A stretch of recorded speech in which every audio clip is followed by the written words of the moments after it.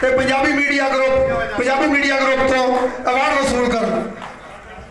ਸਾਡੇ chief guest ਆ गए ने जनाब डॉक्टर नबीला रहमान पंजाब दी योधी जेड़ी उत्ते आने तुसी डॉक्टर साहब उत्ते आने जेड़ी कोई स्कूल टीचर नहीं, जेड़ी कोई लेक्चरर नहीं, जेड़ी कोई प्रोफेसर नहीं, वाइस चांसलर है इस टाइम पंजाबी दी वजह नाल चंग यूनिवर्सिटी दी वाइस चांसलर और साडे पंजाबी डिपार्टमेंट दी हेड जनाब डॉक्टर प्रोफेसर नबीला रहमान साहबा। और इन्होंने सारे एक बार रल के ताड़ियां मारो कि ये सर्विंग जिहड़ा 21 ग्रेड में होंदा है ना उसकी जान निकली होंदी है। जिड्डा वड्डा अफसर होंदा है ओड्डा ही दिल ते कमजोर होंदा है।